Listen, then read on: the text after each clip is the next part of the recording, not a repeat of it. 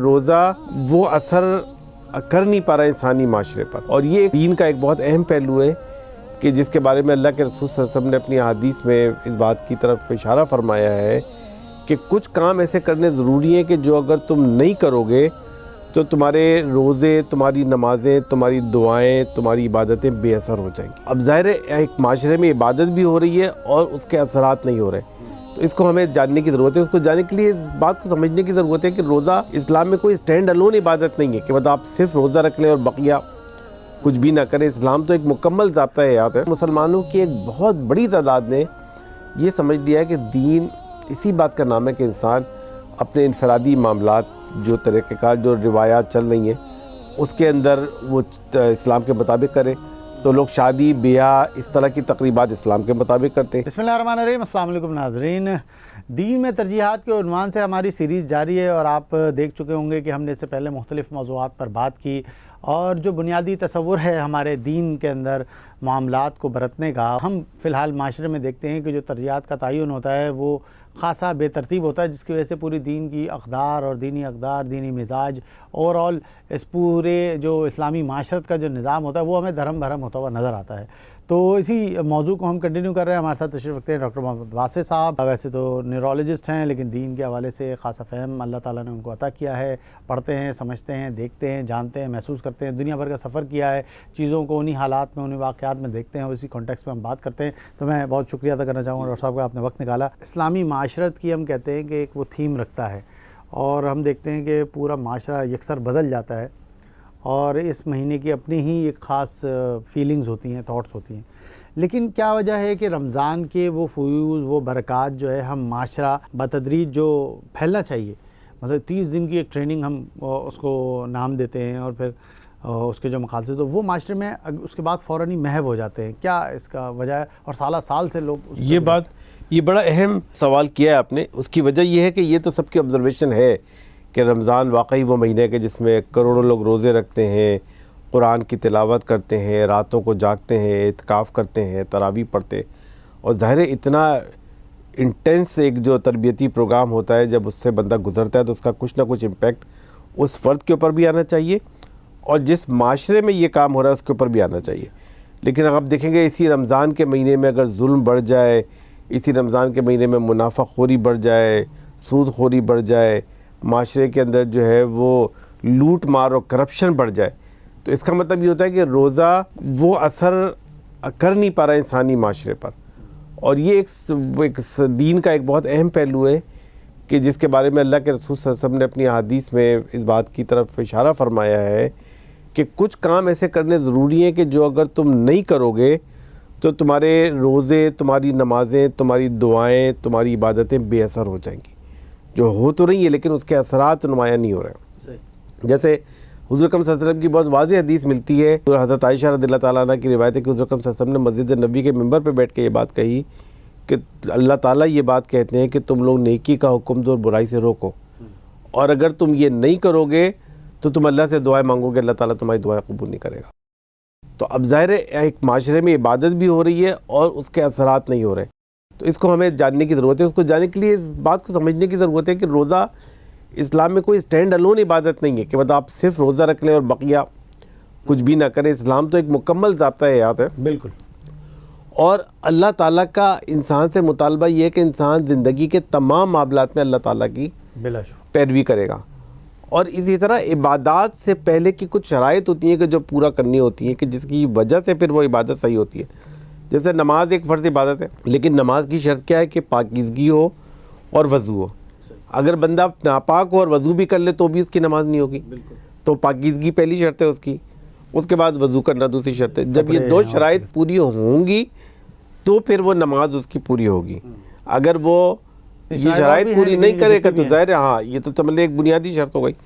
تو اسی طرح روزے کی بھی کچھ شرائط ہیں کہ جو پوری ہونی چاہیے۔ روزہ اصل میں روزہ تو اسلام کی پہلی عبادت نہیں ہے نا، روزہ تو 15 سال کے بعد فرض ہوا ہے نبوت کے، اور ہجرت کے بعد فرض ہوا ہے، اور نماز 13 سال کے بعد فرض ہوئی ہے۔ تو جو چیز پہلے فرض ہے، جو روزے سے بھی پہلے فرض ہے، وہ نماز فرض ہے، اور اس سے بھی جو پہلے فرض ہے وہ شہادت حق کا فریضہ فرض ہے کہ یہ کام ہو تو پھر اس کے بعد بندہ روزے رکھے گا تو اس کا لیکن معاشرے کے اوپر امپیکٹ آئے گا. ایک چیز آپ نے یہ کہی کہ اتنے سال بعد لیکن ہم قرآن مجید کی جو ابتدائی جو نزول ہونے والی صورتیں ہیں مکی دور میں ہی سورہ مزمل جو ہے جس کے اندر تو رات میں نماز پڑھنے کا وہ فرض نہیں تھی, وہ سب نوافل تھی. اللہ کو حکم آ گیا نا. ہاں لیکن وہ کیا ہے, حضور اکرم صلی اللہ علیہ وسلم و صحابہ نماز تو پڑھتے تھے کیونکہ نماز ایک بندگی کے اظہار کر رہی تھی, لیکن نماز اس وقت تک فرض نہیں ہوئی تھی. جو 5 وقت کی نماز فرض ہوئی ہے نا مسلمانوں کے اوپر, وہ اوورآل پورے مسلمانوں پر فرض ہاں وہ لیکن جو بھی فرد صحابہ پہ بھی فرض نہیں تھی نماز. یعنی نماز فرض جو ہوئی ہے نا, ایک تو نفل فرض ہے نا کہ جب سے صحابہ کرتے تھے, حضور اکرم صلی اللہ علیہ وسلم کرتے تھے. لیکن وہ کثرت جو آتی ہے روایات میں وہ تو بہت تواتر سے آتی ہے. نبی صلی اللہ علیہ وسلم پوری رات کھڑے ہاں لیکن وہ تو خیر زیادہ مدینے کے بارے میں آتی ہے, مکے کے بارے میں کم ہے. لیکن وہ فرض نماز نہیں ہے, وہ جس کے لیے نبی کریم صلی اللہ علیہ وسلم پوری رات کھڑے رہتے تھے وہ فرض نماز نہیں تھی نا, وہ تو تہجد کی نماز ہے. جی جی جی. لیکن وہ ابھی بھی فرض نہیں ہے. لیکن جو 5 وقت کی نماز فرض ہوئی ہے وہ معراج کے وقت فرض ہوئی ہے. معراج سے پہلے مسلمانوں پہ کوئی نماز بھی فرض نہیں تھی. معراج کے موقع میں 5 نمازیں فرض کر دی گئی. تو اب اس کے بعد ہر مسلمان کے لیے 5 وقت کی نماز پڑھنا لازم ہو گیا. اس سے پہلے لازم نہیں تھا, وہ ایک آپشنل سبجیکٹ تھا. لیکن پھر بھی لیکن جیسے روزہ فرض ہونے سے پہلے بھی لوگ روزے رکھتے تھے نا بھائی. روزہ مسلمانوں میں کیا, مشرکین میں اللہ تعالیٰ فرماتے ہیں تمام لوگ رکھتے تھے روزے. تو روزہ تو تھا لیکن مسلمانوں پہ روزہ فرض نہیں تھا. مسلمانوں پہ روزہ 2 ہجری میں فرض ہوا ہے, پورے مہینے کا جو روزہ فرض ہوا ہے. تو اسی طرح نماز کا روزہ بہت پہلے سے رکھتا تھا اور لوگ ویسے بھی روزے رکھتے تھے. لیکن تو اسی طرح نماز فرض ہوئی ہے 13 سال کے بعد. لیکن جو چیز پہلے دن سے فرض تھی مسلمان کے اوپر, جو لا الہ الا اللہ محمد رسول اللہ پڑھتا تھا, وہ یہ کہ وہ اللہ کی گواہی تو دینی ہوتی. اور یہی شہادت حق کا فریضہ, یہی اقامت دین کا فریضہ ہے کہ جو ہر مسلمان کے اوپر روز اول سے فرض ہے. اور اس فرضیت کو جب بندہ پورا نہیں کرے گا, اس کو چھوڑ دے گا, اور بہت سارے لوگ تو ایسے ہیں جو روزہ رکھتے ہیں نماز نہیں پڑھتے. نہیں لیکن یہ ڈاکٹر صاحب ہر مسلمان پہ فرض ہے کیسے آپ بھائی؟ اقامت شہادت حق جو ہے نا وہ تو دین کا سب سے پہلا فریضہ ہے کہ جو ہر مسلمان کے اوپر ایک فرض کے طور پر عائد ہوتا ہے. اور یہ وہ فریضہ ہے کہ جو 24 آورز ہے. نماز تو دن میں 5 دفعہ فرض ہے, روزہ تو سال میں 1 دفعہ فرض ہے. لیکن وہ چیز جو ہر مسلمان پہ 24 گھنٹہ فرض ہے اور روزانہ فرض ہے, وہ اللہ کے دین کی گواہی دینا ہے. اور یہی وجہ ہے کہ آپ دیکھیں کہ انسان کے جتنے معاملات ہیں کہ جو ظاہر روزے نماز کے اندر نہیں آتے, وہ بھی اللہ تعالیٰ کی طرف سے فرض ہے نا, حقوق کی ادائیگی فرض ہے. تو سمجھے کہ انسان کے اوپر جو بڑا اللہ تعالیٰ کا فریضہ عائد ہوتا ہے وہ یہ کہ اس دنیا کے اندر انسان اپنے عمل کے ذریعے سے اور اپنے قول کے ذریعے سے اللہ کی شہادت دے اور اللہ کے دین کے اوپر عمل کرے. یعنی پوری جب ہم نظام حیات کہہ دیتے ہیں تو اس کا مطلب پوری زندگی کا. تو اب سمجھ لیں کہ یہ جو شہادت حق ہے نا, یہ نظام حیات ہے, یعنی پوری زندگی کے ہر کام میں. اب ہوا یہ ہے اس کا نام اس لیے کہ اس کا نام حضور نے شہادت رکھا ہے نا. یہ جو شہادت دو, حضور اکرم صلی اللہ علیہ وسلم نے فرمایا کہ دین کی بنیاد 5 چیزوں پر ہے. سب سے پہلی شہادت ہے, پھر نماز ہے, پھر روزہ ہے, پھر زکوٰۃ ہے, پھر حج ہے. تو اب یہ 5 فرائض ہیں کہ جو ہر لوگ سمجھتے ہیں کہ دین کی بنیاد 5 چیزوں پر ہے. ان میں سے سب سے پہلی چیز شہادت ہے.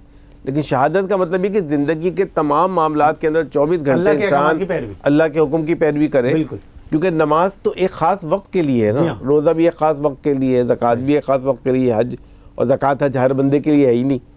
تو اس کا مطلب یہ ہوا کہ ہر مسلمان کے لیے جس نے کلمہ پڑھا ہو, اس کو زندگی کے تمام معاملات میں اس کو اللہ کے حکم کی پیروی کرنی ہے. اس کے لیے قرآن مجید نے جو اصطلاحات استعمال کی ہیں وہ شہادت حق کی اور اقامت دین کی ہے. دین کو قائم کر, اپنی زندگی دین کو قائم کرنا ہے, اپنی انفرادی زندگی میں بھی, اجتماعی زندگی میں بھی. یہ اگر کنسیپٹ آپ اس میں سے نکال دیں انسانی معاشرے میں سے, تو اگر بندہ یہ سمجھے کہ اسلام صرف روزہ رکھنے کا ہی نام ہے اور بقیہ کچھ نہیں کرنے کا نام ہے, تو اس کا مطلب یہ ہے کہ اس نے پھر اس دین کو صحیح سمجھا نہیں ہے. کیونکہ یہ دین کی ترجیح ہے ہی نہیں کہ انسان صرف روزہ رکھ لے اور کافی ہے یہ, کہ بقیہ انسان پورے 24 گھنٹے بالکل, اور 24 گھنٹے اور پورا سال. یہ نہیں کہ صرف 1 مہینہ عبادت کرنی ہے بندہ, اور صرف یہ بھی نہیں کہ صرف عبادت کرنی ہے, بندگی کرنی ہے. اس عبادت میں ہر چیز شامل ہے. یعنی یہ نہیں ہو سکتا کہ ایک بندہ رمضان کے اندر نفلی عمرہ کرنے چلا جائے اور اس کے اوپر قرضہ ہو. ہمارے معاشرے میں ایسے لوگ ہیں جنہوں نے قرضے لیے ہوئے, نادہندہ ہیں, اور قرضے واپس نہیں کرتے, لیکن لوگوں کو لے کے عمرے کرنے چلے جاتے ہیں, نفلی اپنے گھر والوں کو لے کے عمرے کرنے چلے جاتے ہیں. تو یہ رویہ دین کی ترجیحات کے خلاف ہے. بالکل. کہ دین کی ترجیح یہ نہیں ہے کہ آپ قرضہ نہ ادا کریں اور نفلی عمرے کریں. یہ جو ترجیحات میں جو تبدیلی ہے یہ ہمارے دین کا اس وقت ایک بہت بڑا ایشو ہے، اس لیے کہ لوگ دین کے کچھ نہ کچھ حصے پہ ضرور عمل کرتے، لیکن جو 5 وقت کی نماز فرض ہوئی ہے وہ معراج کے وقت فرض ہوئی ہے. معراج سے پہلے مسلمانوں پہ کوئی نماز بھی فرض نہیں تھی. روزہ فرض ہونے سے پہلے بھی لوگ روزے رکھتے تھے نا بھائی. مسلمانوں میں کیا مشرکین میں اللہ تعالیٰ فرماتے تمام لوگ رکھتے تھے روزے، تو روزہ تو تھا لیکن مسلمانوں پہ روزہ فرض نہیں تھا. مسلمانوں پہ روزہ 2 ہجری میں فرض ہوا ہے، پورے مہینے کا جو روزہ فرض ہوا ہے.